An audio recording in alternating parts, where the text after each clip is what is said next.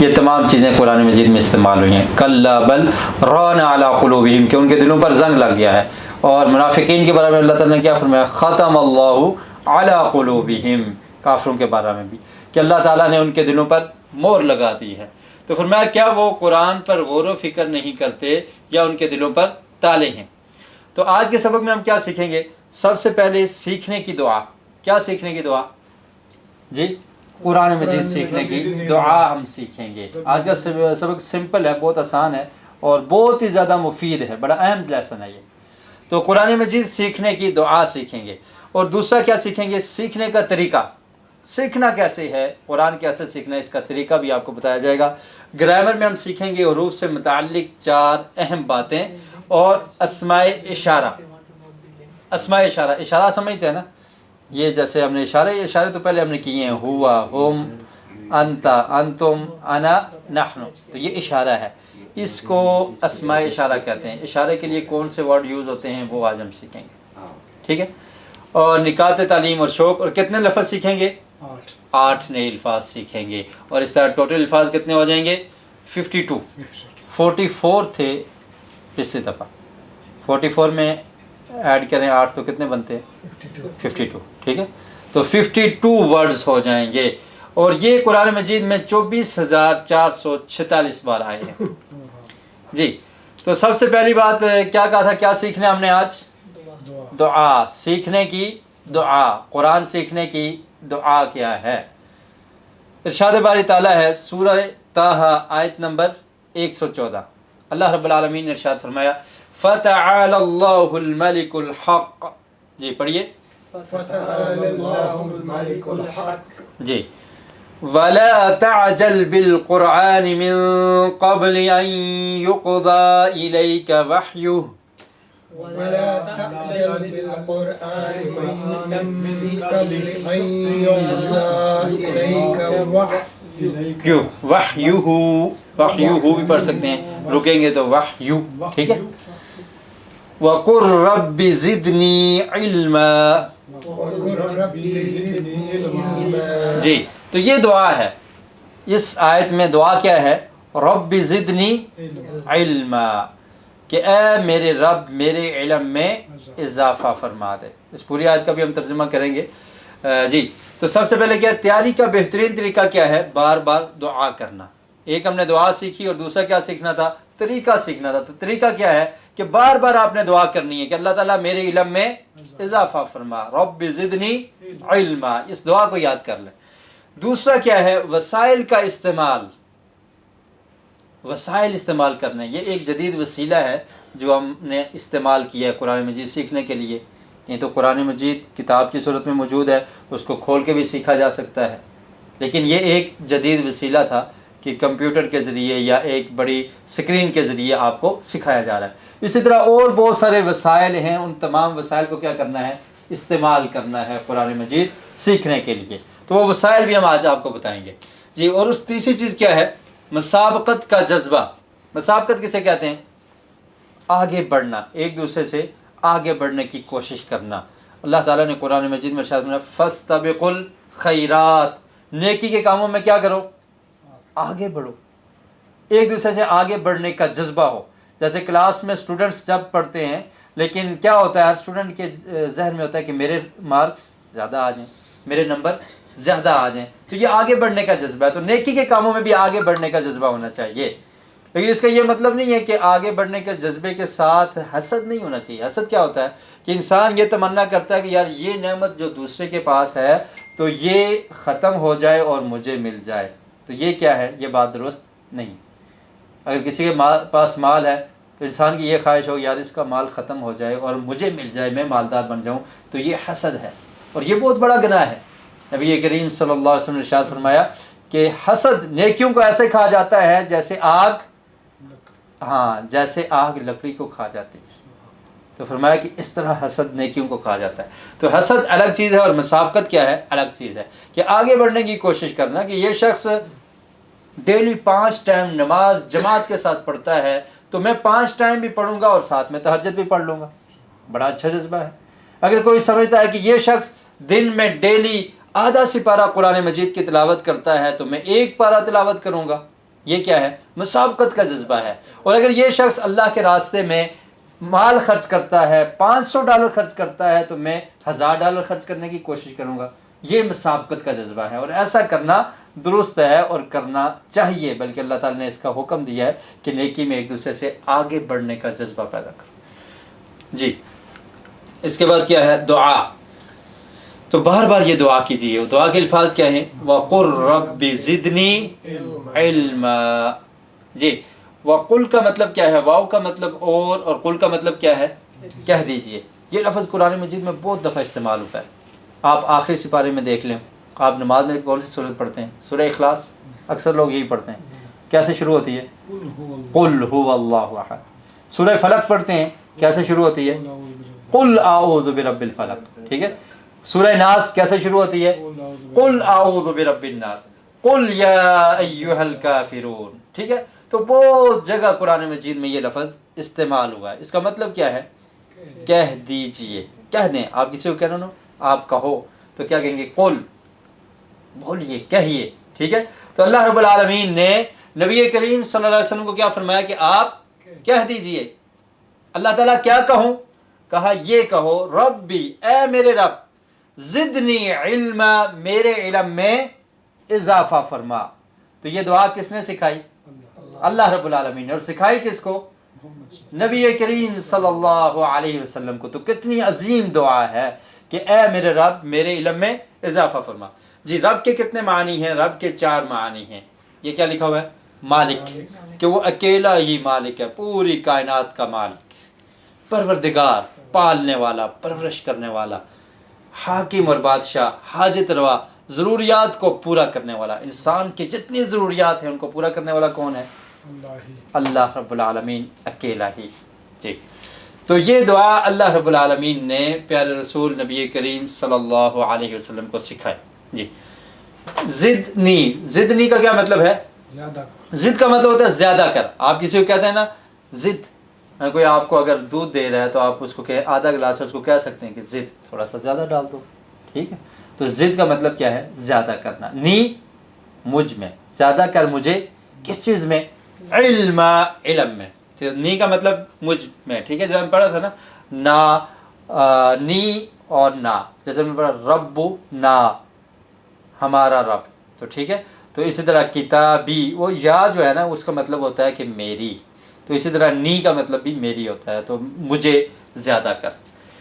علم، علم میں۔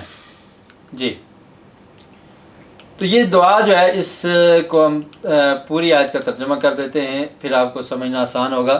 سورہ طٰہٰ کی آیت نمبر 114، اللہ رب العالمین نے ارشاد فرمایا فَتَعَالَى اللَّهُ الْمَلِكُ الْحَقُّ، بلند ہے وہ اللہ تعالیٰ۔ تعالیٰ کا مطلب آتا ہے نا، یہ آپ نماز میں بھی پڑھتے ہیں، سبحانک اللہم وبحمدک وتبارک اسمک۔ اس کے بعد کیا ہے؟ وتعالی جدک۔ تعالی کا مطلب کیا ہے؟ بلند ہے، جدک تیری عزت، اللہ رب العالمین تیری عزت بہت زیادہ ہے، تو بلند ہے۔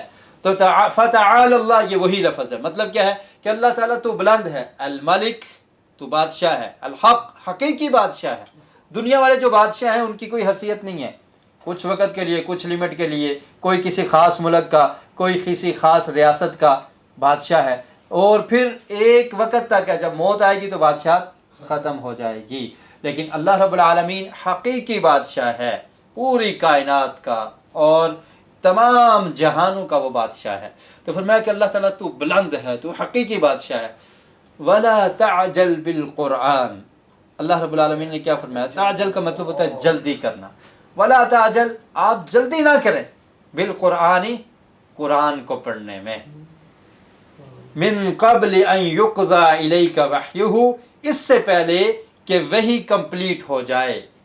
نبی کریم صلی اللہ علیہ وسلم جب جبریل علیہ السلام وحی لے کر آتے تو ساتھ ساتھ پڑھا کرتے کہ تاکہ یہ میں اس کو یاد کر لوں، مجھے بھولے نہ۔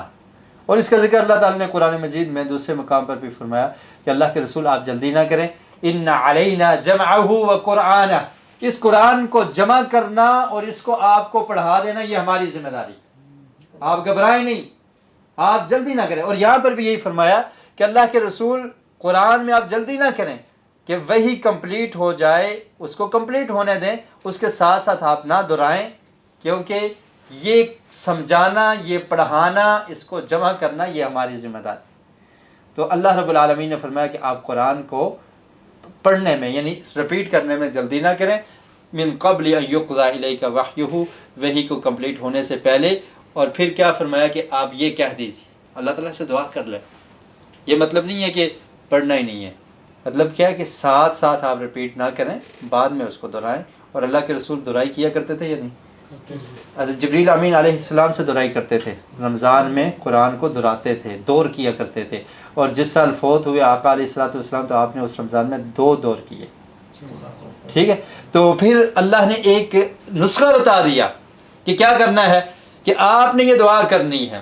وَقُلْ، اور آپ کہہ دیں، رَبِّ زِدْنِي عِلْمًا، کہ اے میرے رب میرے علم میں اضافہ فرما. تو یہ ایسی دعا ہے کہ جو قرآن سیکھنے کے لیے اللہ رب العالمین نے اپنے پیارے رسول نبی کریم صلی اللہ علیہ وسلم کو سکھائی ہے. جی، یہ دعا اللہ تعالیٰ نے نبی صلی اللہ علیہ وسلم کو سکھائی، بالخصوص قرآن مجید کو یاد کرنے اور سیکھنے کے لیے. لہٰذا ہمیں چاہیے کہ ہم یہ دعا کثرت سے پڑھیں. ٹھیک ہے، دل سے پڑھیں، ہر نماز سے پہلے اور بعد میں پڑھیں. اس نیت سے پڑھیں کہ اللہ تعالیٰ ہم کو بھی قرآن مجید کی سمجھ عطا کرے اور اس پر ہمیں عمل کرنا نصیب فرما دے.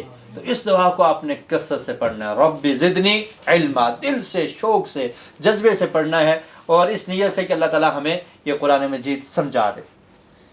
مثال، ایک شخص جس کا کل بڑا آپریشن ہونے والا ہے، وہ کیسے مانگے گا؟ دعا کا مطلب کیا ہوتا ہے؟ مانگتا ہے نا انسان، اللہ رب العالمین سے مانگتا ہے. جو شخص بیمار ہے، جس کو آپریشن ہونے والا ہے، تو وہ کیسے مانگے گا؟ بڑی دل جمی کے ساتھ مانگے گا کہ اللہ تعالیٰ مجھے اس آپریشن میں کامیاب کر دے. جس کا اپنا آپریشن ہو بڑا پریشان ہوتا ہے، یار پتہ نہیں کیا بنے گا، اور پھر دعا پہ دعا کرتا رہے گا، چلتے ہوئے دعا کرے گا، بیٹھتے ہوئے دعا کرے گا. جب یاد آئے گا کہ میں نے کل ہاسپٹل میں جانا ہے، فوری دعا اس کے منہ سے نکلے گی کہ اللہ تعالیٰ مجھے اس آپریشن میں کامیاب کر دے. اور اگر کسی کا دوست بیمار ہو، کسی کا کوئی رشتہ دار بیمار ہو، کسی کا کوئی قریبی بیمار ہو جس سے وہ محبت کرتا ہے، وہ بیمار ہو، تو اس کے لیے بھی ایسے ہی دعائیں نکلتی ہیں. جب اس کو یاد آئے گا وہ کیا کرے گا کہ اللہ تعالیٰ اس کو شفا دے دے، اس کا آپریشن کامیاب ہو جائے. تو یہ بتانا مقصد ہے کہ آپ نے اس طرح سے دعا کرنی ہے، ہمیشہ دعا کرنی ہے کہ اللہ تعالیٰ اس قرآن کو آسان کر دے میرے لیے. قرآن تو آسان ہے لیکن مجھے اس کی سمجھ دے دے اور مجھے اس پر عمل کرنے والا بنا دے. ایسے جذبے سے دعا کرنی ہے. ایک شخص جو کئی دن کا بھوکا ہو، وہ کیسے مانگے گا؟ اس کو کتنا عرصہ کھانا نہ ملا ہو، تو وہ ہر انسان کے آگے ہاتھ پھیلائے گا، یار کچھ تو دے دو کھانے کے لیے، میری جان جا رہی ہے، کچھ مل جائے کھانے کے لیے. اور پھر جب ملے گا تو کس طرح سے وہ کھانے پر چپٹے گا. تو کیسے مانگتا ہے وہ بھوکا شخص؟ تو ہم سب بھوکے ہیں، ہمیں قرآن کا نور نہیں ملا، ہمیں قرآن جیسا عظیم علم نہیں نصیب ہوا. تو ہم نے اس طرح سے مانگنا ہے کہ اللہ تعالیٰ تو عطا کر دے، تیرے خزانے میں کسی چیز کی کمی ہے. اور پھر نبی کریم صلی اللہ علیہ وسلم نے ارشاد فرمایا کہ 2 شخص ایسے ہیں جن پر رشک کیا جا سکتا ہے. فرمایا لا حسد الا فی اثنتین، کہ ان کے بارے میں حسد کیا جا سکتا ہے. یعنی حسد کا معنی یہاں پہ ہے کہ رشک کیا جا سکتا ہے. کیا؟ ایک وہ شخص کہ جس کو اللہ رب العالمین نے قرآن مجید کا علم دیا اور وہ راتوں کو اٹھ کر قرآن کی تلاوت کرتا ہے، رات کو قرآن پڑھتا ہے، قرآن کی تلاوت کرتا ہے. اس پہ رشک کیا جائے گا کہ یہ وہ شخص ہے جس کے پاس اللہ رب العالمین کا نور موجود ہے اور یہ اس کے دل میں سکون اور اطمینان موجود ہے. پچھلے دنوں میں، پچھلے ہفتے کی بات ہے، سوڈان کے ایک بڑے ہی بہترین قاری ہیں، وفات پا گئے روڈ ایکسیڈنٹ میں، شیخ نورین محمد صدیق. وہ قرآن کو پڑھتے تھے، ان کی آنکھوں سے آنسو جاری ہو جاتے تھے، حبشی کالے رنگ کے، اور قرآن پڑھتے ہوئے اور ایسے آنکھوں سے آنسو، ایسے لگتا تھا کہ ان کے یہاں پر نشان بن چکے ہیں. اور اس طرح سے قرآن پڑھتے تھے، اتنی بہترین آواز، اور اس طرح سے دل سے قرآن پڑھتے تھے کہ جو ان کے پیچھے قرات ان کے سننے والے ہیں نمازی، وہ ان کے آنسو جاری ہوتے تھے. آپ یوٹیوب پہ دیکھیں گے نورین محمد صدیق، ان کی آواز ایسی پیاری، اور اس طرح سے محسوس ہوتا ہے کہ انسان قرآن کو سمجھ کے پڑھ رہا ہے. تو عرب زبان ہے ان کی، وہ سمجھتے تھے. اور جو الفاظ اس طرح کے سختی والے کہ لوگوں کے دل سخت ہو چکے ہیں، لوگ گناہوں کی دلدل میں پھنس چکے ہیں، عذاب کے بارے میں ایسی آیات آتی تو وہ رونا شروع کر دیتے. ایکسیڈنٹ ہوا اچانک، بیچارے کسی پروگرام سے آ رہے تھے، ساتھ 3 قراء اور تھے، اور روڈ ایکسیڈنٹ میں فوت ہو گئے. غالباً عمر شاید 50+ ہے، کچھ زیادہ عمر نہیں تھی. تو یہ قرآن ہے کہ جو انسان اس سے دل لگا لیتا ہے، جو اس کو سمجھتا ہے، تو اسے اس کی قدر محسوس ہوتی ہے. وہ سمجھتا ہے کہ یہ کتنی عظیم کتاب ہے جو میرے پاس آ گئی. تو اللہ کے رسول نے فرمایا کہ ایک اس قاری قرآن پہ رشک کیا جا سکتا ہے کہ جو قرآن کا علم جس کو اللہ تعالیٰ نے دے دیا اور وہ راتوں کو اٹھ کر قرآن کی تلاوت کرتا ہے. اور دوسرا وہ شخص جس کو اللہ تعالیٰ نے مال عطا کیا ہے اور اس اپنے مال کو اللہ کے راستے میں خرچ کرتا ہے، مال کو ایسے بہا دیتا ہے. تو ہمیں ان دونوں شخصوں پر رشک کیا جا سکتا ہے. جی، بھوکا شخص کیسے مانگے گا؟ تڑپ سے، شدت سے، دل سے، اور پھر ایک بار نہیں بلکہ بار بار مانگے گا کہ مجھے مل جائے. وہی ہم میں بھی ہو کہ اے اللہ جہالت کی بیماری سے نجات دے دے. ہم جاہل ہیں اور جہالت کی جو بیماری ہے اس سے ہمیں نجات مل جائے. جیسے آپریشن والا شخص بیمار ہے تو وہ تڑپ رہا ہے، اسی طرح ہمارے اندر یہ تڑپ ہو کہ اللہ تعالیٰ ہمیں جہالت سے بچا دے. اور قرآن مجید ہی سمجھ میں اگر نہیں آتا تو پھر ہمارے پاس کیا علم ہے؟ سب سے اہم علم تو قرآن مجید ہے. علم عطا فرما دے. اور سب سے اہم علم کون سا ہے؟ قرآن مجید کا علم ہے. جی، تو پھر آپ نے اس تصور، احساس اور دعا کے ساتھ پریکٹس کرنی ہے. تصور کریں کہ یہ دعا کتنی عظیم ہے. یہ وہ دعا ہے جو اللہ رب العالمین نے اپنے پیارے رسول نبی کریم صلی اللہ علیہ وسلم کو سکھائی اور یہ تلقین کی کہ آپ نے یہ دعا کرنی ہے. اور پھر یہ احساس ہو کہ کیا قرآن مجید کا علم ہمارے پاس ہے. رب زدنی علما، جب انسان یہ دعا کرے تو احساس کرے کیا میرے پاس علم ہے. اگر نہیں ہے تو اس کے لیے پھر کیا کرنی ہے؟ دعا کرنی ہے کہ اللہ تعالیٰ میرے علم میں اضافہ فرما اور مجھے ایسا علم عطا کر دے کہ میں دنیا میں بھی اور آخرت میں بھی کامیاب ہو جاؤں. انسان یقین کر لیتا ہے. مثلا آپ دیکھیں نا کہ اگر کوئی انسان کسی کو ڈاکٹر کہہ دیں کہ یار یہ شخص کچھ عرصہ زندہ رہے گا، تو ہمیں یقین ہوتا ہے یا نہیں ہوتا؟ یقین ہوتا ہے کہ یار یہ اس کے آخری زندگی کے لمحات ہیں یا آخری اوقات ہیں. اسی طرح جب اللہ رب العالمین جو ہمارا خالق اور مالک ہے اس نے یہ فرما دیا کہ یہ قرآن آسان ہے، تو اس پر ہمیں یقین ہے کہ یہ قرآن بہت آسان ہے. صرف کمی کس چیز کی ہے کہ ہم اس کے لیے محنت نہیں کرتے، کوشش نہیں کرتے. آپ کوشش کریں اور محنت کریں. کتاب آسان بھی ہے، سمجھنا بھی آسان ہے، پڑھنا بھی آسان ہے، اور پھر آپ کو ایسا سکون اور اطمینان ملے گا کہ آپ حیران رہ جائیں گے. جی، تو دوسری چیز کیا ہے؟ سورۃ العلق. سورۃ العلق کی آیت نمبر 4. ٹھیک ہے، اس کی ابتدا کیسے ہوتی ہے؟ اقرأ بسم ربک الذی خلق.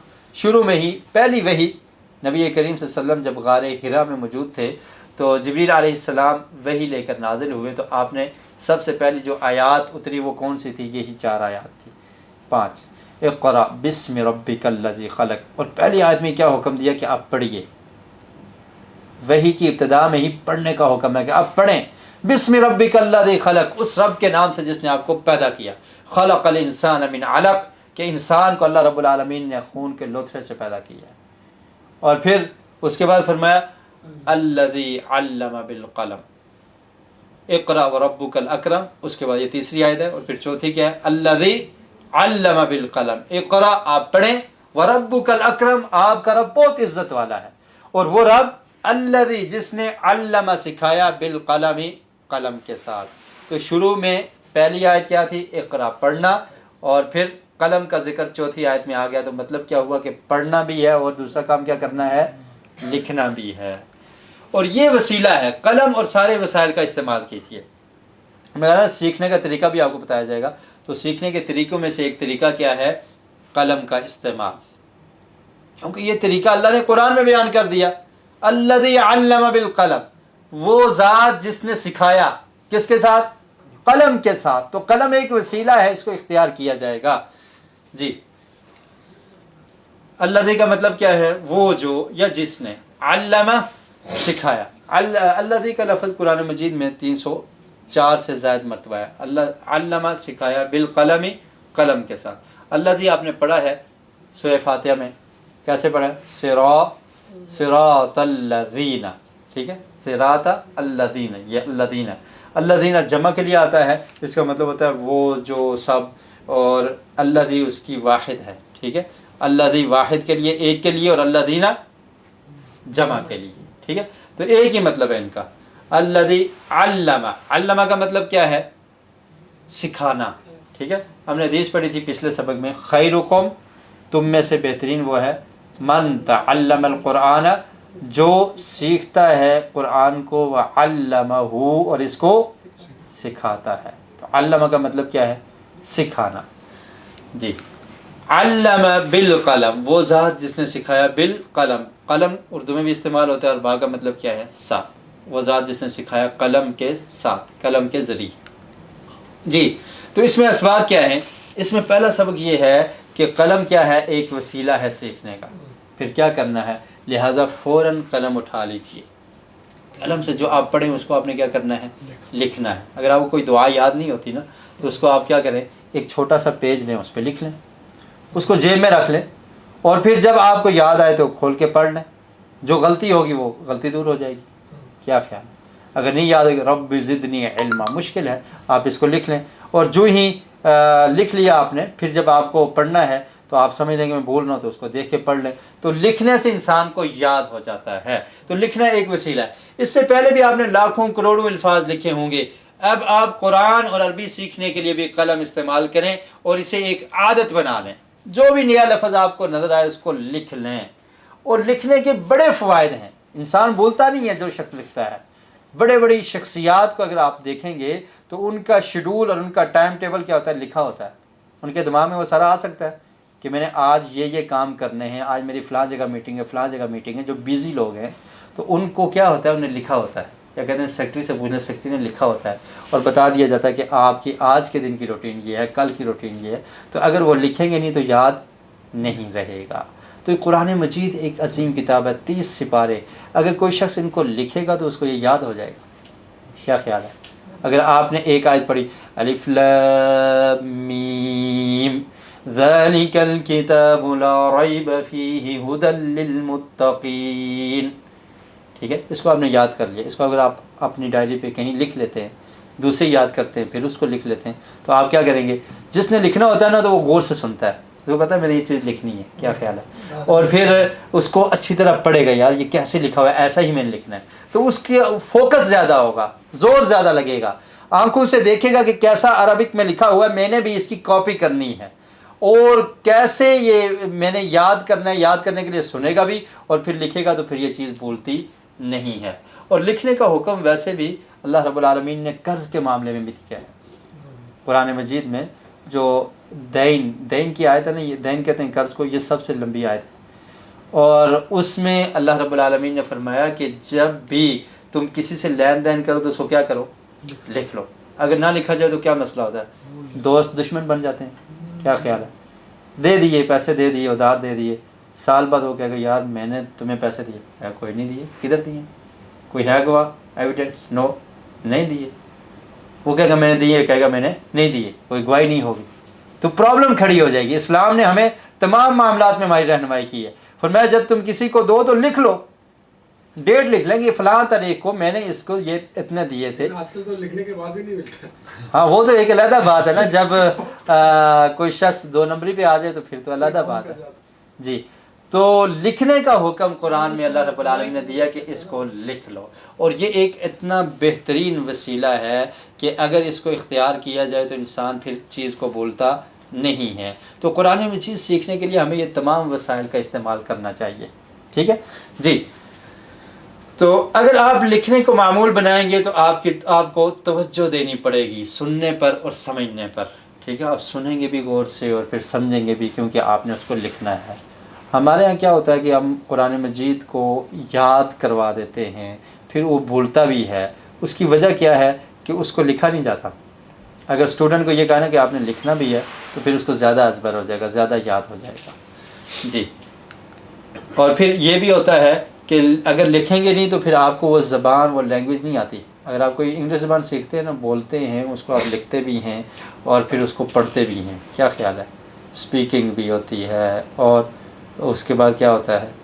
سننے کو کیا کہتے ہیں؟ لسننگ، اسپیکنگ، سب چیزیں، رائٹنگ، سب کچھ چلتا ہے نا، پھر انسان کو وہ زبان آتی ہے۔ لیکن قرآن مجید کے آپ دیکھیں گے ماشاءاللہ بہترین قاری بھی ہیں، بہترین حفاظ بھی ہیں، لیکن ان سے عربی میں آپ ایک لفظ بول رہے ہیں ان کو سمجھ نہیں آئی۔ وجہ کیا ہے کہ وہ اس طرح سے نہیں سیکھتے جیسے دوسرے علوم سیکھے جاتے ہیں، تو یہ اس کے ساتھ تھوڑی سی زیادتی ہو رہی ہے۔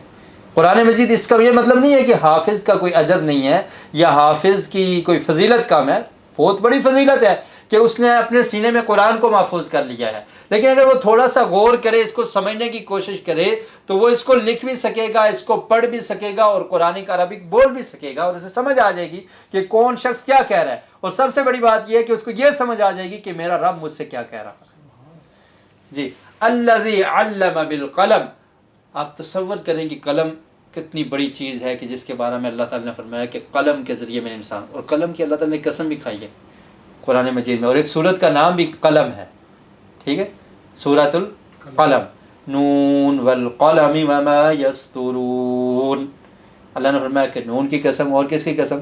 قلم کی قسم۔ قسم کس کی کھائی جاتی ہے؟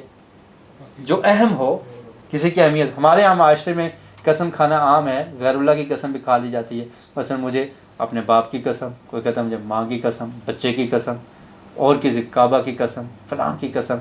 اللہ کے علاوہ کسی اور کی قسم کھانا درست نہیں ہے، کیونکہ اللہ رب العالمین عظیم ہے، بلند ہے، اللہ سے بلند اور بڑا کوئی نہیں ہے، تو اللہ ہی کی قسم کھانی چاہیے مسلمان کو، اس کے علاوہ جو قسمیں ہیں وہ کھانی درست نہیں ہیں، کیونکہ اللہ رب العالمین تو جو چاہے جس کی قسم چاہے کھا سکتا ہے، لیکن کسی انسان کو اللہ کے علاوہ کسی اور کی قسم نہیں کھاتے۔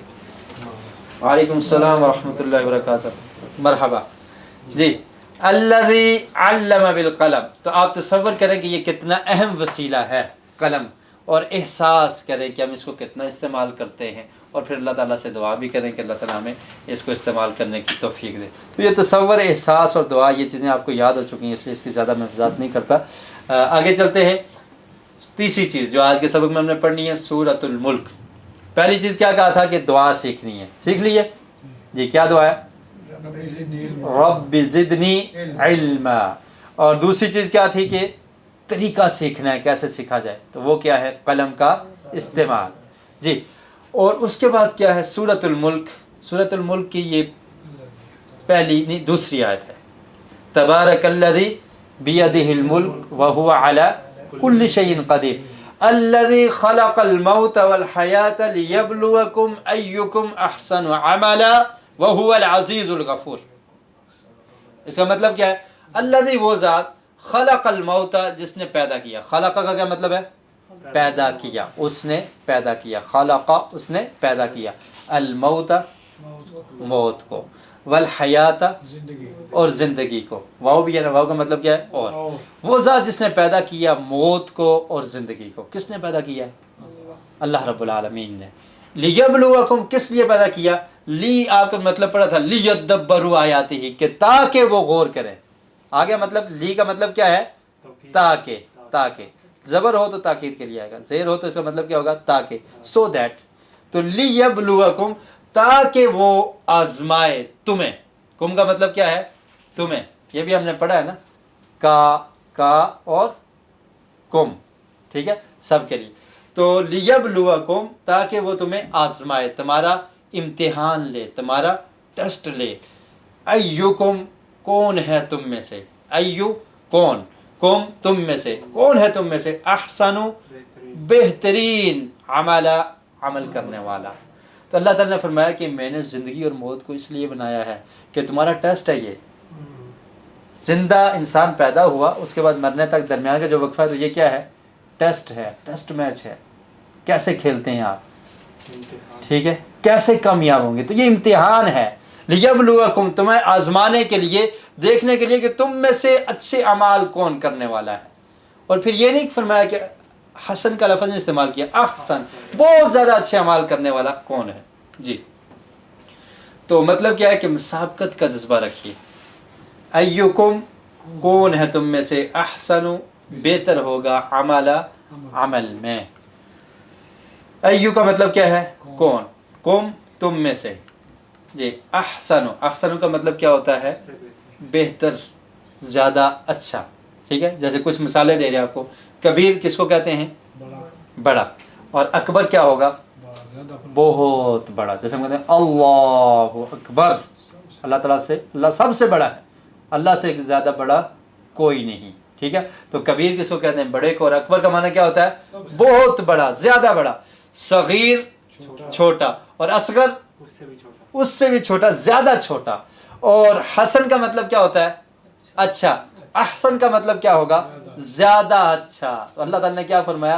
अय्युकुम अहसन अमला, तुम में से ज़्यादा अच्छा कौन है? आप सब लोग अच्छे हैं, लेकिन ज़्यादा अच्छा कौन है? क्लास के तमाम स्टूडेंट्स अच्छे हैं, लेकिन 2-4 क्या होते हैं? ज़्यादा अच्छे होते हैं, उनमें ज़्यादा क्वालिटीज़ होती हैं। तमाम स्टूडेंट्स पढ़ते हैं क्लास में, लेकिन कुछ के नंबर ज़्यादा आ जाते हैं। क्या ख्याल है? एक ही फर्स्ट आता है ना, ज़्यादा तो नहीं आते, पूरी क्लास फर्स्ट तो नहीं आती ना, कुछ आते हैं। तो क्या मतलब है? अय्युकुम अहसन अमला, कि तुम में से ज़्यादा अच्छा कौन है। इसको क्या कहते हैं? मुसाबकत, आगे बढ़ने की कोशिश। उस्ताद ने, टीचर ने सबको पढ़ाया है, लेकिन कुछ आगे निकल जाते हैं। तो ये जज्बा पैदा करना है नेकी के कामों में भी, कि तुम में से ज़्यादा अच्छा कौन है अमल के एतबार से। अमलुन, ये आपने पढ़ा, इसकी जमा क्या है? अमालुन। ये भी हमने पढ़ा था पिछली दफ़ा, इन्नमल अमालु बिन्नियात। जी, तो इसमें हमारे लिए सबक क्या है कि ज़्यादा अच्छा कौन है? नमाज पढ़ते हुए कौन अच्छा है?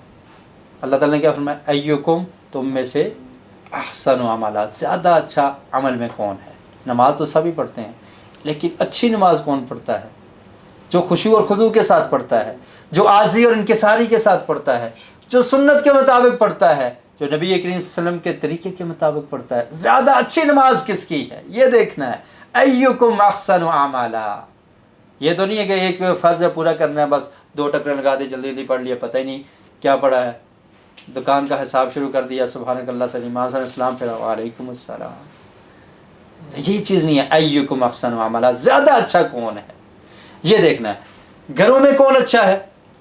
तमाम लोगों के घर मौजूद, लेकिन ज़्यादा अच्छा कौन है? नबी करीम सल्लल्लाहु अलैहि वसल्लम ने इरशाद है, आपने फरमाया कि खैरुकुम लिअहलिही, तुम में से बेहतरीन वो है जो अपने घर वालों के लिए बेहतर हो।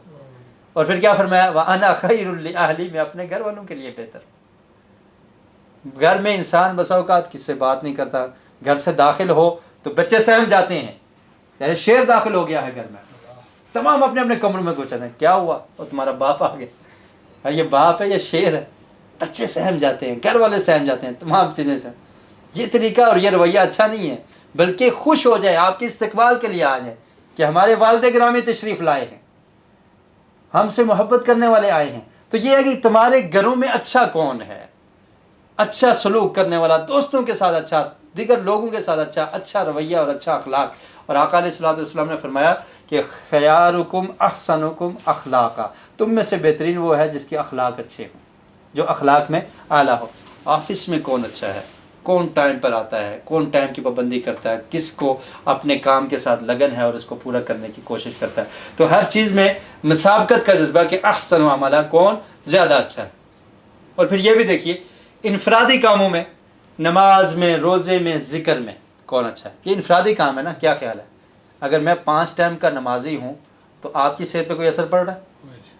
क्या ख्याल है? अगर मैंने रोज़ा रखा है, आपको कोई फ़ायदा होगा? मेरा ज़ाती काम है, मुझे फ़ायदा होगा, मुझे इसका अजर मिलेगा, लेकिन आपको इससे फ़ायदा नहीं होगा। अगर मैं ज़िक्र करता हूँ एक जगह पर कॉर्नर पर बैठकर, तो उस ज़िक्र का मुझे फ़ायदा होगा, मेरा और मेरे रब का मामला है, लेकिन दीगर लोगों को फ़ायदा नहीं होगा। इन कामों में भी अच्छा बनना है, इनफरादी कामों में और इज्तिमाई कामों में भी। और असल इंसान का पता ही तब लगता है इज्तिमाई कामों में। कोई शख्स अगर नमाजी है, हाजी है और बाहर जुल्म करने वाला है, क्या ख्याल है? अमानत ली खयानत कर देता है, वादा करता है, पूरा नहीं करता, लोगों के पैसे हड़प किए हुए, तो फिर ये तो उसकी नेकियां कहीं बर्बाद ना हो जाएं। क़यामत के दिन नबी करीम सल्लल्लाहु अलैहि वसल्लम ने फरमाया कि तुम में से मुफलिस कौन है? मुफलिस कहते हैं गरीब कौन है। सहाबा इकराम से सवाल किया, मुफलिस कौन है, गरीब कौन है? अल्लाह के रसूल ने फरमाया कि सहाबा इकराम ने फरमाया कि मल्ला दिरहम लहु वला दीनार, जिसके पास दिरमो दिनार नहीं, वो मुफलिस है, वो गरीब है। अल्लाह के रसूल ने फरमाया कि मेरी उम्मत का मुफलिस वो है कि जो क़यामत के दिन नमाज, रोज़ा, ज़िक्र, इबादत लेकर आएगा, और फिर कुछ लोग आ जाएंगे, याती हाज़ा क़द शतम हाज़ा, ये आ जाएगा और कहेगा कि اللہ تعالیٰ اس آدمی نے، تیرے نیک بندے نے مجھے گالی دی تھی، اس نے مجھ پہ ظلم کیا تھا، اس نے زیادتی کی تھی، تو اللہ تعالیٰ کہیں گے کہ اس کی نیکیاں ان کو دے دو۔ نیکیاں جب دے دی گی، ابھی مزید نیکیاں ختم ہو گئی ہیں اور لوگ مانگنے والے ہیں، تو اللہ تعالیٰ فرمائیں گے کہ ان کے گناہ اس کے سپرد کر دو۔ جب گناہ آ جائیں گے پھر اس کو جہنم میں ڈال دیا جائے۔ فرمایا کہ یہ غریب ہے، یہ انفرادی زندگی میں اچھا تھا لیکن اجتماعی کاموں میں اچھا نہیں تھا۔ تو اسلام پوری زندگی گزارنے کا طریقہ انسان کو سکھاتا ہے۔ تو اجتماعی کاموں میں انسان کا کیا رویہ ہو، امت کی اصلاح کا درد ہو کہ میں نے لوگوں کی اصلاح کرنی ہے، لوگوں کو جہنم کی آگ سے بچانا ہے، دعوت، لوگوں کو دعوت دی جائے، امر بالمعروف اور نہی عن المنکر، یعنی نیکی کا حکم، برائی سے روکنا، ان کاموں میں اور دیگر ان میں اب بہت سارے کام آپ ایڈ کر سکتے ہیں، ان میں کون اچھا ہے جی، اور یہاں اس کلاس میں کون اچھا ہے۔ اللہ تعالیٰ دیکھ رہا ہے، اس کو بتانے کے لیے سب سے اچھا سیکھنے کی کوشش کیجیے۔ یہ اللہ تعالیٰ نے فرمایا ایکم احسن عملا، کہ تم میں سے اچھا کون ہے عمل کے اعتبار سے۔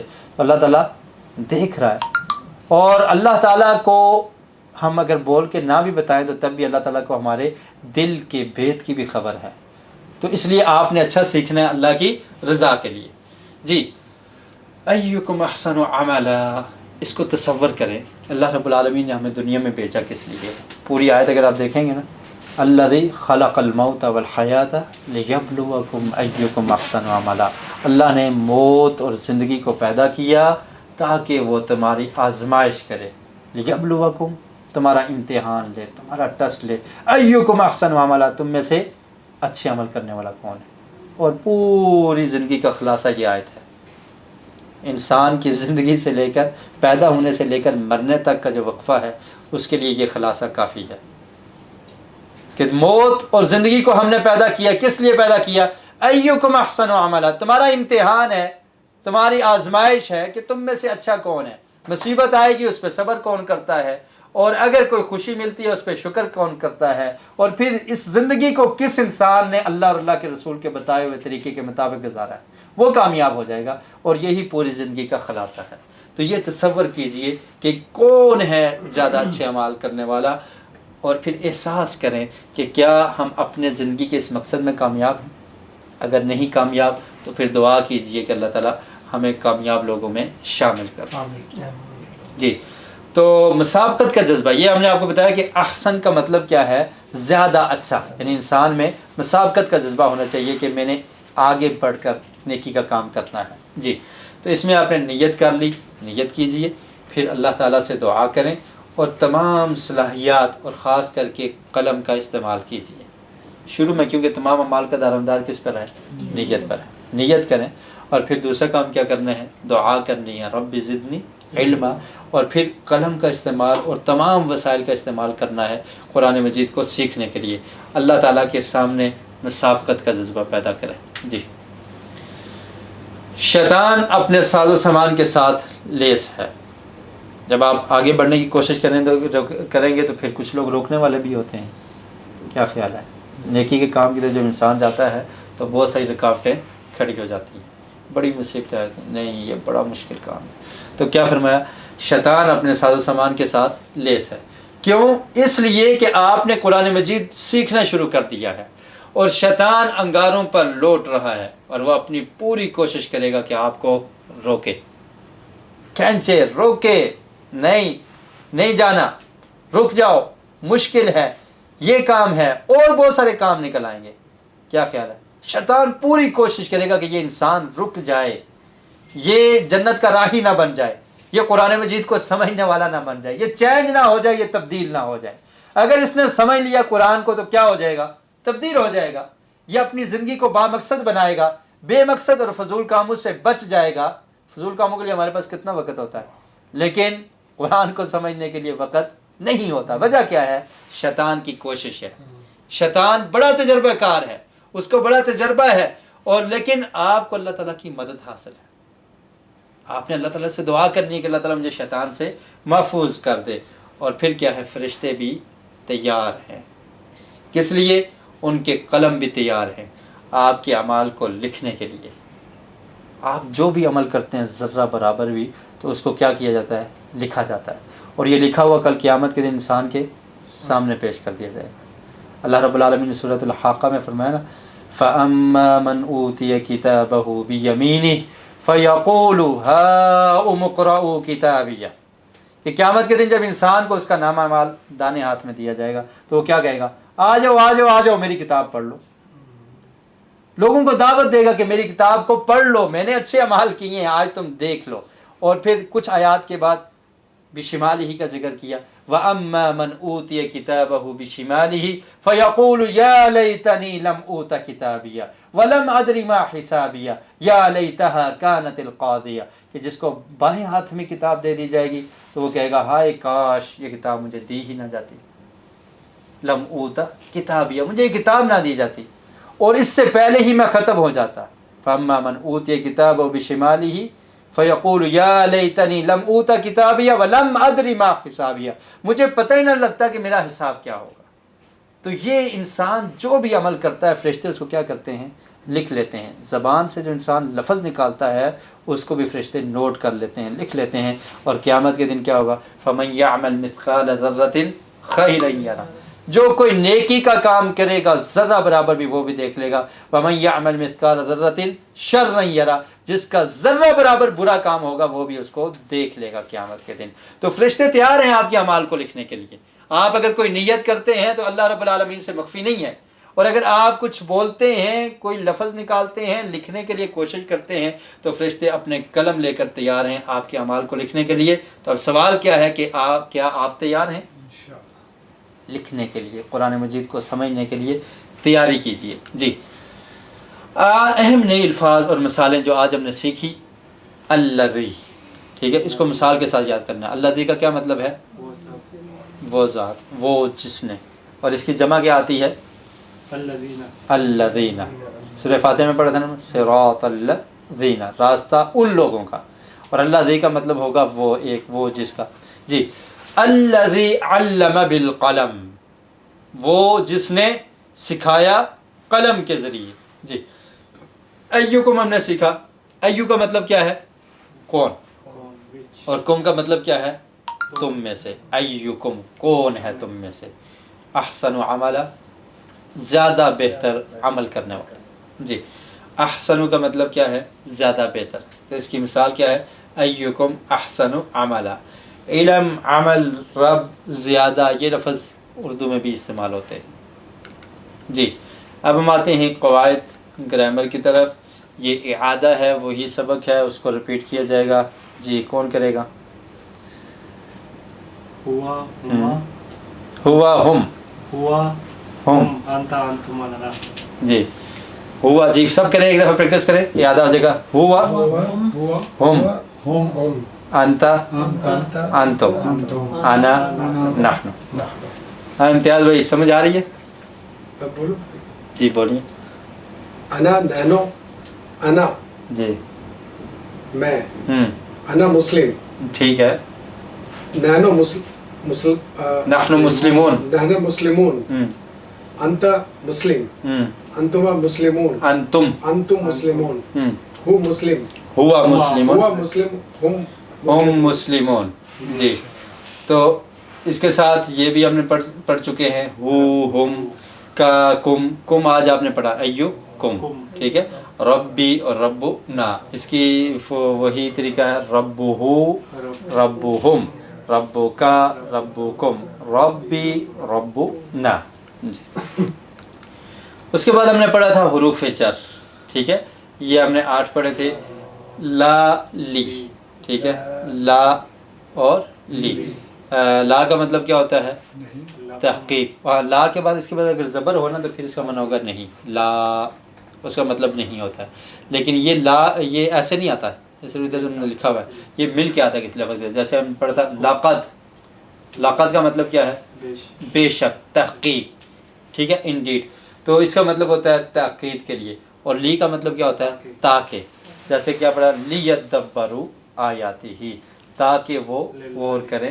للہ اللہ کے لیے. اور یہ بھی اس کا معنی ہوتا ہے. من کا مطلب سے، ان کا مطلب سے ہوتا ہے. مع کا مطلب ان اللہ مع الصابرین. بی کا مطلب بھی ساتھ ہوتا ہے، جیسے کہ بسم اللہ. فی کا مطلب بھی ہوتا ہے میں، جیسے فی سبیل اللہ، اللہ کے راستے میں. علی جیسے ہم کہتے ہیں السلام علیکم، اس کا مطلب ہوتا ہے پر، اور الا کا مطلب ہوتا ہے طرف، ٹھیک ہے، الی المسجد، مسجد کی طرف۔ جی آج ہم پڑھیں گے بات وہی مگر ہر زبان کا حرف جر الگ ہے۔ حرف جر تمام زبانوں میں ہوتے ہیں، اردو میں بھی ہے، انگلش میں بھی ہے اور عربی میں بھی ہے، تو تھوڑا سا صرف فرق ہوتا ہے۔ یہ دیکھیں یہ عربی ورڈ ہے، اس کو آپ پڑھیں آمنتو باللہ، ٹھیک ہے، آمنتو باللہ۔ اس کا اگر انگلش میں ترجمہ کریں گے تو کیا ہوگا؟ آئی بلیو اللہ، ان نہیں لگے گا، ٹھیک ہے، انگلش میں ان نہیں لگے گا، اس کے بغیر بھی یہ جملہ کمپلیٹ ہو جائے گا، آئی بلیو اللہ، جملہ کمپلیٹ ہو جائے گا، ان کی ضرورت نہیں ہے۔ ان کا معنی با ہے، ٹھیک ہے، با کا جو معنی ہے وہ کیا ہے؟ ان ہے، لیکن یہ حرف جر کبھی عربی میں ہوتا ہے لیکن انگلش میں ترجمہ کرتے ہوئے وہ نہیں آتا۔ ایسے ہی اگر اس کا آپ اردو میں ترجمہ کریں گے تو ہم کیا کہتے ہیں؟ میں اللہ پر ایمان لایا۔ اب آمنتو کا مطلب ہو گیا ایمان لایا، میں ایمان لایا، اللہ اللہ پر کس کا مطلب ہے؟ با کا، ٹھیک ہے، تو میں اللہ پر ایمان لایا۔ تو آپ کو بتانا یہ مقصد ہے کہ با کیا ہے؟ حرف جر ہے۔ یہ حرف جر عربی میں بھی استعمال ہوا ہے اور اردو میں بھی استعمال ہوا ہے لیکن انگلش میں استعمال نہیں ہوا، ٹھیک ہے۔ تو بس اوقات ایک زبان میں وہ لفظ استعمال ہوتا ہے لیکن دوسری میں نہیں ہوتا، صرف یہ بتانا مقصود ہے۔ اور یہ حروف تمام زبانوں میں، ان، فار، ایٹ، اون، یہ جو ہے نا، ہاں یہ ان کو عربی میں حروف جر کہتے ہیں، اور اردو میں کیا ہے؟ پر، طرف، اس، جی اوپر، تو یہ کیا ہیں؟ یہ ہے، یہ ملان، یہ حروف جر ہوتے ہیں۔ تو یہ بس اوقات یہاں پر آپ دیکھیں گے کہ عربی میں بھی یوز ہوا ہے، اردو میں بھی یوز ہوا ہے لیکن انگلش میں نہیں آیا۔ آمنتو کا مطلب ہے میں ایمان لایا، ایمان لایا، باللہ اللہ کا مطلب اللہ، اور میں تو جس میں ہو گیا، تو با کا مطلب کیا ہے؟ پر، تو میں اللہ پر ایمان لایا۔ جی اب ہم دیکھیں گے کبھی حرف جر عربی میں ہے مگر دوسری زبانوں میں غائب ہے۔ پیچھے آپ نے کیا دیکھا تھا کہ ہر زبان کا حرف جر الگ ہوتا ہے، کبھی حرف جر عربی میں ہے مگر دوسری زبانوں میں کیا ہے؟ نہیں ہوتا۔ مثال کیا ہے اس کی؟ یہ دیکھیں، یدخلون فی دین اللہ، وہ یدخلون کا مطلب کیا ہے؟ وہ داخل ہوتے ہیں فی دین اللہ، اللہ کے دین میں، لیکن جب آپ اس کا انگلش میں ترجمہ کریں گے تو کیا کریں گے؟ entering the religion of Allah۔ entering ان تو نہیں کریں گے، ان کی ضرورت نہیں ہے، ٹھیک ہے، لیکن فی کا مطلب کیا ہوتا ہے؟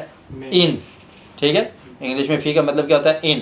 تو عربی میں فی استعمال ہوا ہے لیکن انگلش میں استعمال کرنے کی ضرورت نہیں ہے، اس کے بغیر بھی جملہ مکمل ہو جاتا ہے۔ تو انہوں نے بتایا کہ کبھی حرف جر عربی میں ہوتا ہے مگر دوسری زبانوں میں نہیں ہوتا، جیسے اس کا ترجمہ کرتے ہوئے ان کی ضرورت نہیں ہے۔ انٹرنگ کا مطلب ہو گیا یدخلون، جی دین اللہ، دا ریلیجن آف اللہ۔ فی کا معنی کس نے کیا ہے یہاں پر؟ نہیں ہے، تو عربی میں استعمال ہوا یدخلون فی دین اللہ، لیکن انگلش میں ضرورت نہیں۔ اسی طرح آپ یہ دیکھیں، اغفر لی، اغفر لی کا مطلب کیا ہے؟ معاف کر دے، اغفر کا مطلب ہے تو معاف کر دے، لی مجھے، لیکن جب آپ انگلش میں ترجمہ کریں گے فارگیو می، فارگیو، فار تو نہیں لگائیں گے نا، یہ حرف جر ہے، لی آپ نے پڑھا نا، لام لی حرف جر ہے، یہ عربی میں استعمال ہوا ہے لیکن انگلش میں استعمال نہیں ہو رہا۔ فارگیو اغفر کا مطلب ہو گیا اور می یا کا مطلب ہو گیا، لام کا استعمال نہیں ہوا۔ تو یہ بتا رہے ہیں کہ کبھی حرف جر عربی میں ہوتا ہے مگر دوسری زبانوں میں نہیں ہوتا۔ جی آگے آپ دیکھیں، کبھی حرف جر عربی میں نہیں ہے مگر دوسری زبانوں میں ضروری ہوتا ہے۔ اس کی مثال آپ کو دے رہے ہیں، ورحمنی، یہاں پر حرف جر ہے کوئی؟ حرف جر ہم نے پڑھے تھے نا، با ہے، فی ہے، علا ہے، الہ ہے، تو یہ حرف جر، من ہے، عن ہے، یہ حرف جر یہاں پہ نظر آ رہا ہے؟ نہیں۔ مطلب کیا ہے؟ ورحمنی، رحم فرما مجھ، ٹھیک ہے، لیکن اگر آپ اردو میں ترجمہ کریں گے رحم فرما مجھ تو مکمل نہیں ہوگا، پر لگانا پڑے گا۔ تو یہ اردو میں حرف جر یعنی پر استعمال ہوا ہے لیکن عربی میں نہیں ہے، کیونکہ پر کا معنی ہوتا ہے علا، علا یہاں پر تو نہیں ہے۔ ورحمنی، بات مکمل ہوگی کہ رحم فرما مجھ پر۔ جی تو یہ پر نہیں لگائیں گے تو بات مکمل نہیں ہوگی. اسی طرح کیا ہے قینی عذابک بچا مجھے. قینی کا مطلب کیا ہے بچا مجھے, عذابک اپنے عذاب. تو سے ہم نے ایڈ کیا ہے, ٹھیک ہے, کیونکہ سے کے بغیر جملہ مکمل نہیں ہوگا. بچا مجھے اپنے عذاب, سمجھ نہیں آ رہی, جب تک آپ سے نہیں لگائیں گے تو بات مکمل نہیں ہوگی. تو عربی میں حرف جر نہیں ہے لیکن اردو میں استعمال ہوا ہے. جی, حرف جر بدلنے سے معانی تبدیل ہو جاتے ہیں. اگر حرف جر بدلے گا تو معنی کیا ہوگا, تبدیل ہو جائے گا. مثال جیسے اردو میں کوئی کہتا ہے لکڑی سے مارا, ٹھیک ہے, کیا کہتا ہے لکڑی سے مارا, تو اگر آپ سے کی جگہ کو لگا دیں تو معنی کیا بدل جائے گا, لکڑی کو مارا. ٹھیک ہے, یہ لکڑی ہے نا, مثلا کوئی بھی چیز لکڑی ہے, ایسے اٹھا کے بندہ کسی کو مارتا ہے, لکڑی سے مارا, ڈنڈے سے مارا, ٹھیک, لکڑی پہ مارا, جی لکڑی پہ مارا, یہ بھی ہو سکتا ہے. تو اگر اس کو لکڑی کو مارا تو پھر مطلب کیا ہوگا کہ یہ لکڑی ہے, اس کو مارا. ٹھیک, تو یہ معنی سے اور کو سے سچ میں مار دیا. چینج ہو جاتا ہے. ویری پھر گڈ, مارنا پڑے گا, پھر مارنا پڑے گا لگتا ہے. پھر مارنا, لکڑی پہ پھر مارا, لکڑی میں مارا. آگے آگے ابھی بھی گڑبڑ کرتا ہے. کوئی نہیں. جی تو خیر, جی دوسرا دیکھیں, گٹ, گٹ کا لفظ ہے نا, تو اس کے ساتھ جوں یہ حرف جر بدلیں گے تو معنی تبدیل ہو جائے گا. گٹ کا مطلب کیا ہوتا ہے, لینا, گٹ ان, اندر آ جائے. Get out. ٹھیک ہے, اور گٹ آؤٹ کریں گے تو معنی چینج ہو جائے گا. لفظ کیا ہے, گٹ ہے, لیکن جب ان لگا تو معنی اور ہے, تو آؤٹ لگائیں گے تو معنی اور ہوگا. ٹھیک ہے, تو اسی طرح جیسے سے مارا اور کو مارا میں فرق ہے, تو عرب انگلش میں بھی فرق ہوتا ہے, گٹ ان اور گٹ آؤٹ. ٹھیک ہے, تو یہ حرف جر بدلنے سے معنی بدل جاتا ہے. اسی طرح آپ دیکھیں عربی کی مثال اب آپ کو دے رہے ہیں, یہ اردو کی مثال تھی, یہ انگلش کی مثال, اور عربی کی مثال دیکھیں. صلی لربک مطلب کیا ہے, سورہ کوثر میں ہے نا, انا اعطیناک الکوثر فصلی, آپ نماز پڑھیے, لی ربک, کس کے لیے, رب کے لیے. ٹھیک ہے, اپنے رب کے لیے. اور اگر ہم پڑھیں گے صلی علی تو معنی کیا ہوگا, پر. ٹھیک ہے, لی کا معنی کیا تھا, لیے, اور اللہ کا مطلب کیا ہے, پر. صلی علی محمد یعنی آپ درود پڑھیں محمد صلی اللہ علیہ وسلم پر. لفظ ایک ہی ہے, صلی ہے, صلی ہے. ٹھیک ہے, یہاں پر لی ہے اور وہاں پر علی ہے, معنی کیا ہو گیا, چینج ہو گیا. یہاں پر اس کا معنی تھا نماز پڑھیں, جیسے آپ دیکھیں نا گیٹ ان اور گیٹ آؤٹ میں کتنی چینجنگ ہوگی. تو اسی طرح عربی میں بھی حروف جر کے بدلنے سے معنی چینج ہو جاتا ہے. صلی لربک, رب کے لیے نماز پڑھیں, اور صلی علی محمد, محمد صلی اللہ علیہ وسلم پر درود پڑھیں. اصل میں صلاۃ کا جو لفظی معنی ہوتا ہے نا, وہ دعا ہوتا ہے. تو نماز بھی ایک دعا ہے, اس لیے اس کے لیے یہ لفظ استعمال کر دیا گیا, الصلاۃ اس پر بولا جاتا ہے, کیونکہ اس میں بہت ساری دعائیں پڑھی جاتی ہیں. اور نماز کے شروع میں دعائیں ہیں, نماز کے درمیان میں دعائیں ہیں, نماز کے آخر میں دعائیں ہیں, دعائیں ہیں نماز. اور نماز دعا مانگنے کا ایک بہترین طریقہ ہے کہ انسان جب شروع کرتا ہے, اصل میں ہمیں نماز میں کچھ جو رٹی رٹائیں دعائیں ہیں وہی یاد ہیں. نبی کریم صلی اللہ علیہ وسلم مختلف دعائیں پڑھا کرتے تھے. جیسے آپ پڑھتے ہیں نا شروع میں سبحانک اللہم و بحمدک, ٹھیک ہے, یہی پڑھتے ہیں نا سب لوگ. ایک اور دعا ہے کہ نبی کریم صلی اللہ علیہ وسلم نماز کی ابتدا کرتے تو وہ پڑھا کرتے تھے, اللہم باعد بینی, اور صحیح حدیث سے ثابت ہے صحیح بخاری میں, اللہم باعد بینی و بین خطایایا کما باعدت بین المشرق والمغرب. کتنی پیاری دعا ہے. اللہ تعالیٰ باعد بینی, دور کر دے میرے درمیان, و بین خطایایا, اور میری غلطیوں کے درمیان, میرے گناہوں کے درمیان. اللہ باعد بینی و بین خطایایا کما باعدت بین المشرق والمغرب, جیسے تو نے مشرق اور مغرب میں فاصلہ رکھا ہے ایسے مجھے غلطیوں سے دور کر. اور یہ پوری دعا آگے اسی طرح سے ہے کہ اللہ تعالیٰ میری غلطیوں کو دھو دے, پانی سے دھو دے, اولوں سے دھو دے, بارش سے دھو دے. یہ اس طرح کی دعائیں ہیں. تو یہ نماز اصل میں پوری کی پوری دعا ہے. پھر جب آپ رکوع میں جاتے ہیں, الحمدللہ بھی تو دعا ہے, اہدنا الصراط المستقیم.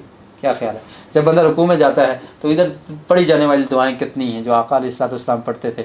سبحانک اللہم و بحمدک اللہم اغفر لی, سبوح قدوس رب الملائکۃ والروح, اور تسبیحات ہیں. آپ احادیث کی کتابیں کھولیں, آقا علیہ الصلوۃ والسلام جو رکوع میں پڑھتے تھے, جو سجدے میں پڑھتے تھے, رب اغفر لی, ٹھیک ہے, سبحانک اللہم و بحمدک اللہم اغفر لی، یہ بھی سجدے میں پڑھتے تھے۔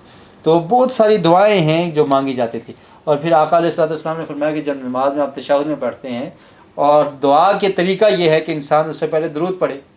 آپ اتحیات کے بعد کیا کرتے ہیں؟ درود پڑھتے ہیں، اور درود کے بعد کیا ہوتا ہے؟ دروازے کھل جاتے ہیں رحمت کے، ٹھیک ہے؟ اور پھر اللہ سے مانگیے۔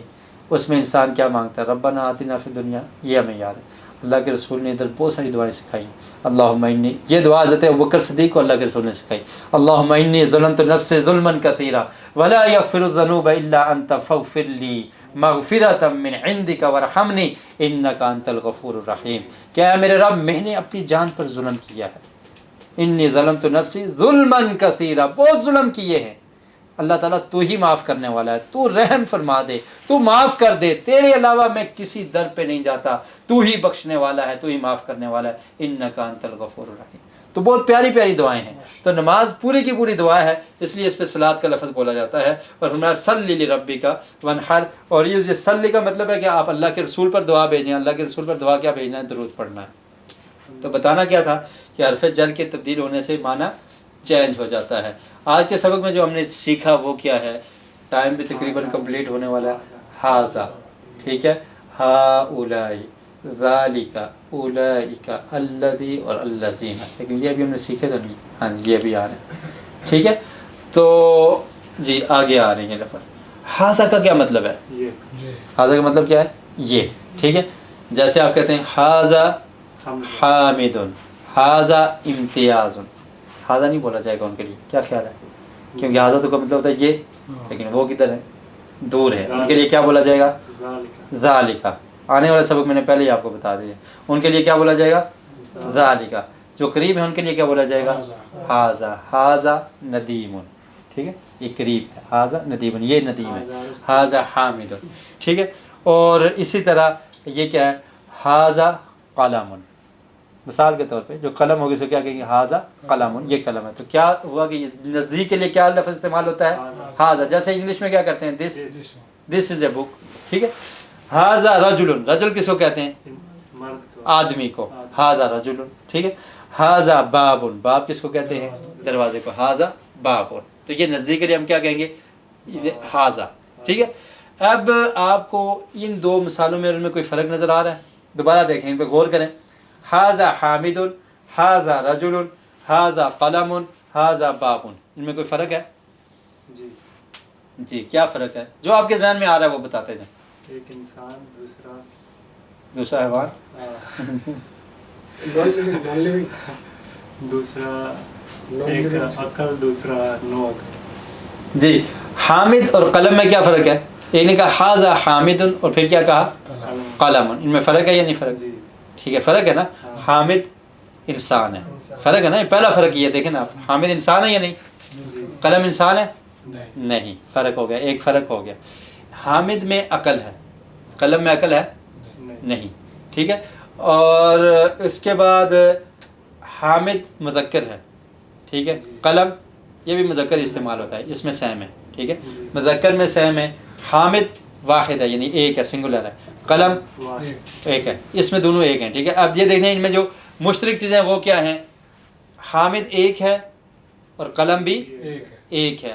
تو کیا ثابت ہوا کہ ایک کے لیے ہاذا استعمال ہوگا، اگر زیادہ ہوں گے تو ہاذا استعمال نہیں ہوگا۔ سمجھ آ گئی بات؟ ہاذا حامد، ہاذا قلم، اگر ادھر زیادہ ہوں گے تو پھر نہیں استعمال ہوگا۔ دوسری مثال دیکھیں، ہاذا رجل، ایک ہے، اگر ہم کہیں گے رجال تو پھر ہاذا نہیں لگے گا۔ تو یہ بھی ایک ہے اور ہاذا باب، یہ بھی ایک ہے، تو ایک کے لیے کیا آئے گا؟ ہاذا۔ اور دوسری بات کیا ہے؟ رجل بھی مذکر ہے اور باب بھی مذکر ہے، تو مذکر کے لیے کیا آئے گا؟ ہاذا، ٹھیک ہے۔ مؤنث کے لیے نہیں آئے گا، یہ آپ بس اتنا یاد رکھیں، مؤنث کے لیے نہیں آئے گا۔ اور دوسری بات کیا تھی کہ حامد بھی عاقل ہے اور قلم کیا ہے؟ غیر عاقل ہے، لیکن عاقل اور غیر عاقل دونوں کے لیے ہاذا استعمال ہو جاتا ہے۔ تو ٹھیک ہے جی، دیکھیں مفرد کسے کہتے ہیں؟ واحد کو، ایک کو، ٹھیک ہے۔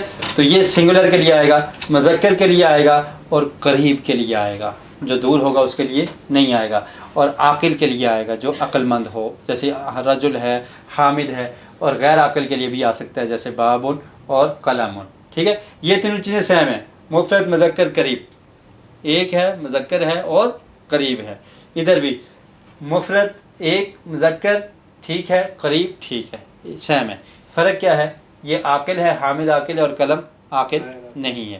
تو مطلب کیا ہوا کہ حاضہ کا لفظ ایک کے لیے استعمال ہوگا، دوسری بات کیا ہے جی مذکر کے لیے استعمال ہوگا، تیسری بات کیا ہے قریب کے لیے استعمال ہوگا، چوتھی بات کیا ہے عاقل اور غیر عاقل دونوں کے لیے استعمال ہوگا. جی سمجھ آ گئی بات؟ جی. 4 چیزیں اس میں. حاضہ کس لیے استعمال ہوتا ہے؟ سنگولر. سنگولر کے لیے. جی بولیے حاضہ کس لیے استعمال ہوتا ہے؟ ایک کے لیے. اور دوسری چیز کیا ہے؟ مذکر. مذکر کے لیے استعمال ہوگا، یعنی مؤنث کے لیے استعمال نہیں ہوگا. اس سے ایک چیز نکلتی جا رہی ہے. جب آپ نے کہا نا حاضہ ایک کے لیے استعمال ہوگا تو سمجھ لیں کہ 2 کے لیے حاضہ نہیں آئے گا، 3 کے لیے حاضہ نہیں آئے گا. ٹھیک ہے، زینتن جب کہیں گے نا تو حاضی زینتن آئے گا، حاضی امراتن، حاضی زینبن، ٹھیک ہے، حاضی کلثوم. ٹھیک ہے، تو حاضہ ندیم آئے گا لیکن حاضی ندیم نہیں آئے گا. ٹھیک ہے، ندیم کے ساتھ جب لگائیں گے تو حاضہ ہی لگے گا مذکر کے لیے، ندیمتن آ جائے گا، حاضی ندیمتن. ٹھیک ہے، تو مفرد کے لیے پہلی چیز واحد کے لیے، دوسری چیز مذکر کے لیے اور تیسری چیز قریب کے لیے، اور چوتھی چیز کیا ہے عاقل اور غیر عاقل دونوں کے لیے حاضہ استعمال ہو جاتا ہے. آسان ہے یہ، آگے تھوڑا سا غور کریں گے آپ کو سمجھ آ جائے گی. جی ہؤلاء کا استعمال. اب یہ تھا واحد کے لیے. جمع کے لیے کیا استعمال ہوگا؟ ہؤلاء. بس اتنی سی بات ہے. جیسے ہم نے کہا ہؤلاء طلاب، یہ طلاب ہیں، یہ طالب علم ہیں. اگر ایک کے لیے بولیں گے تو کیا بولیں گے؟ ھذا طالب، یہ طالب علم ہے. جمع کے لیے ہؤلاء طلاب، تو ہؤلاء کا مطلب کیا ہے؟ اور اسی طرح ھذا رجل آپ نے پڑھا تھا کہ ایک آدمی، ہؤلاء رجال یعنی یہ سب آدمی. ٹھیک ہے، تو جمع مذکر اور مؤنث قریب عاقل کے لیے آتا ہے. یہ مذکر کے لیے بھی استعمال ہو جاتا ہے اور مؤنث کے لیے بھی استعمال ہو سکتا ہے. ٹھیک ہے، ہؤلاء نساء بھی کہہ سکتے ہیں آپ. جی جی اس کے بعد اب دور کے لیے کون سا اشارہ استعمال کرتے ہیں؟ پہلے قریب کا آپ کو بتا دیا ھذا اور ہؤلاء، اور دور کے لیے کیا ہے؟ ذالک، ایک کے لیے. ٹھیک ہے، ایک کے لیے مذکر کے لیے، دور کے لیے، عاقل کے لیے اور غیر عاقل دونوں کے لیے استعمال ہو جاتا ہے. کون سا استعمال ہوتا ہے؟ ذالک. جیسے ذالک طالب، وہ کہیں گے ذالک طالب، وہ طالب علم ہے. ھذا طالب یہ، اور ذالک وہ. ٹھیک ہے، اور ذالک کتاب، وہ کتاب. اور اگر قریب ہوگے تو کیا کہیں گے؟ ھذا کتاب. اسی طرح ذالک عابد، وہ عابد ہے. ذالک کرسی، وہ کرسی ہے. اگر قریب ہوگے تو کیا کہیں گے؟ ھذا کرسی، اور وہ کیا ہے؟ ذالک کرسی. ٹھیک ہے، تو یہ ان میں فرق ہے. اور یہ مفرد مذکر یعنی ایک کے لیے استعمال ہوگا، سنگولر کے لیے ذالک استعمال ہوگا، جمع کے لیے نہیں ہوگا. ٹھیک ہے، اور مذکر کے لیے ہوگا، اور دور کے لیے استعمال ہوگا، عاقل کے لیے استعمال ہوگا، اور غیر عاقل کے لیے بھی استعمال. جیسے کرسی غیر عاقل ہے نا، اس کے لیے بھی استعمال ہو جاتا ہے. جی اور اس کے بعد کیا ہے؟ اولئک، یہ جمع کے لیے. جیسے اولئک طلاب، تو یہ دور کے لیے ہوگا، اولئک طلاب، وہ طالب علم ہیں. جی تو یہ جمع کے لیے، مذکر کے لیے، دور کے لیے یعنی جو دور ہو اس کے لیے، اور عاقل کے لیے استعمال ہوتا ہے. جی کبھی کبھی انہوں نے کہا کہ اولئک غیر عاقل کے لیے بھی استعمال ہو سکتا ہے. جیسے ہم کہتے ہیں سننا، بولنا، دیکھنا، سماعت، بصارت، اور اس طرح یہ چیزیں. تو یہ کیا ہیں؟ یہ غیر عاقل ہے نا، عاقل نہیں ہے. پورا انسان عاقل ہوتا ہے، لیکن ایک چیز کہیں گے سماعت، وہ غیر عاقل ہوگی. تو اس کے لیے بھی اولئک کا قرآن مجید میں استعمال ہوا ہے. جیسے مثال کیا ہے؟ ان السمع والبصر والفؤاد كل اولئک كان عنه مسؤولا. ٹھیک ہے، ان السمع بے شک سننا، والبصر اور دیکھنا، والفؤاد اور دل میں جو شعور پیدا ہوتے ہیں، دل، کل اولئک یہ تمام کے تمام، کل تمام، اولئک یہ وہ، یہ تمام کے تمام وہ کرنا، وہ کان عنہ مسئولا، ان کے بارے میں پوچھا جائے گا. آنکھوں کے بارے میں بھی، دیکھنے کے بارے میں بھی سوال کیا جائے گا، پوچھا جائے گا. تو بتانا مقصد یہ ہے کہ یہ جمع مذکر ہے اور غیر عاقل کے لیے استعمال ہوا ہے. جی سبق ختم ہو گیا ہے. نقطہ تعلیم، یہ آسان سا ایک نقطہ ہے جو آج آپ کو سمجھانا ہے. کتنا یاد رہتا ہے جو ہم پڑھتے ہیں تو کتنا یاد رہتا ہے؟ 25%. جو ہم پڑھتے ہیں، یعنی آپ کسی بک کی ریڈنگ کر رہے ہیں نا، تو اس میں سے آپ کو یاد کتنا رہے گا؟ 25%. اور جو ہم سنتے ہیں وہ کتنا یاد رہتا ہے؟ 35%. آپ نے کبھی کوئی سنا ہو لیکچر کبھی زندگی میں تو آپ کو یاد آ جائے گا ہاں یار یہ بات میں نے سنی تھی. تو 35% انسان کے دماغ میں یاد رہتا ہے. اور جو ہم دیکھتے ہیں وہ کتنا یاد رہتا ہے؟ 50% دیکھنے سے یاد رہتا ہے. اس اوقات ہوتا ہے نا کہ انسان نے کوئی چیز دیکھی ہے تو اس کو یاد ہے ہاں یار یہ فلان چیز میں نے فلان جگہ پر دیکھی تھی. سنڈے کو میں سیٹرڈے کو خیر میرے ساتھ میری چھوٹی بیٹی ہے مدرسے میں، تو راستے میں ہم ایک جگہ پہ اسٹریٹ دعویٰ لگاتے ہیں. تو مجھے کہتی ہے میک ڈونلڈ کے سامنے وہ جگہ ہے، پیدل چل رہے تھے، پیدل آ رہے تھے، تو کہتی ہے کہ ابو یہ وہی جگہ ہے جہاں پر آپ اسٹریٹ دعویٰ کیا کرتے تھے. اس نے دیکھ کے یاد کر لیا. چھوٹی بچی ہے، دیکھا تھا کبھی 2-4 ہفتے پہلے آئی تھی تو اس نے دیکھا تھا اور ابھی اس کو یاد ہے. تو 50% یاد رہتا ہے دیکھنے سے. یہ جو آپ دیکھتے ہیں تو یہ بھی آپ کو یاد ہوگا. 60% کیسے یاد ہوتا ہے؟ جو ہم کہتے ہیں. یہ سبق اگر آپ جا کر کہیں گے تو آپ کو یاد ہو جائے گا. اگر آپ کو یہ مشکل لگا نا ہاذا ذالکا اور ہا اولا اولائکا، تو یہ آپ جب کہیں گے تو آپ کو یاد ہو جائے گا. ٹھیک ہے، ابھی آپ کو یاد ہوا، آپ نے جو کچھ پرسنٹ یاد ہوا، لیکن جب آپ بولیں گے تو آپ کو 60% یاد ہو جائے گا. اور پھر جو ہم کرتے ہیں تو کتنا یاد ہوتا ہے؟ 75%. یہ ہوم ورک بچوں کو کیوں دیا جاتا ہے؟ وہ کریں تاکہ ان کو یاد ہو. یہ تمام پریکٹسز ہیں جو بچوں کو کروائی جاتی ہیں. اسکول میں پڑھاتے بھی ہیں، پھر سنتے بھی ہیں، پھر ہوم ورک بھی ملتا ہے، کرنا بھی ہے. تو یہ ایسے انسان کو زیادہ یاد ہوتا ہے. تو جو کام آپ کریں گے تو وہ زیادہ یاد ہوگا، اور جو آپ لکھیں گے تو پھر آپ کو 95% یاد ہو جائے گا. ٹھیک ہے، تو یہ سارے وسائل جو ہیں وہ استعمال کرنے ہیں. اہم نئے الفاظ اور مثالیں جو ہم نے آج پڑھی ہیں وہ کیا ہیں؟ الذی. الذی کا مطلب کیا ہے؟ وہ جو. الذی علم قلم، جس نے سکھایا قلم سے. ایکم کا مطلب کیا ہے؟ کون ہے تم میں سے. احسن کا مطلب ہے بہت زیادہ بہتر. اور یہ 4 الفاظ آپ نے سیکھے ہیں. اشارہ کیا؟ ہاذا. اور یہ دیکھیں آپ قرآن مجید میں 225 بار آیا، الذی 304 بار آیا، ایکم 150 بار آیا، احسن 43 بار آیا. اور ہاذا کا مطلب کیا ہے؟ یہ. ہا اولائے کا مطلب کیا ہے؟ یہ سب. ٹھیک ہے. اور ذالک کا مطلب کیا ہے؟ وہ ایک. اور اولائک کا مطلب کیا ہے؟ وہ سب. اس کی مثالیں دیکھ لیں. ہاذا کی مثال کیا ہے؟ ہاذا رجل. ٹھیک ہے، ہاذا رستم یہ بھی کہا جا سکتا ہے. ٹھیک ہے، ہاذا قلم یہ بھی ٹھیک ہے. ہا اولائی نہیں، ایک کے لیے تو ہاذا آئے گا، ہا اولائی جمع کے لیے ہوگا. تو نہیں واو نہیں، ایسے نہیں ہوگا نا، یہ تو الگ الگ ہو گیا. اس میں تو ہاذا استعمال ہوگا. ہاذا ندیم و ہاذا رستم، یہ ندیم اور یہ رستم. یہ ایک ہا اولا جماعت. ہا اولائی طلاب یہ طلاب ہیں. ہا اولائی رجال یہ مرد ہیں. آیا نہیں کھانا آ رہا جی. ذالک مطلب کیا ہے؟ دور کے لیے وہ. ذالک الکتاب، ذالک کتاب. اور ذالک کرسی. ٹھیک ہے، تو دور کے لیے استعمال ہوتا ہے. ذالک رجل یہ بھی لگ جائے گا. اولئک جمع کے لیے لیکن دور کے لیے. ٹھیک ہے، جیسے اولئک جمع کیا آئے گی؟ اولئک طلاب بھی کہہ سکتے ہیں جی. والے کا مطلب دیٹ ہوا نا، دیٹ. ہاذا مطلب دس. ہاذا مطلب دس جی. تو اب تک ہم نے 7 اسباق میں نماز کے اہم حصوں کے ساتھ کتنے الفاظ سیکھ لیے؟ 52 جی. تم میں سے بہترین وہ ہے یہ جو آپ نے پڑھ لیا. خیرکم من تعلم القرآن وعلمہ. سبحانک اللہم وبحمدک اشہد ان لا الہ الا انت استغفرک واتوب الیک.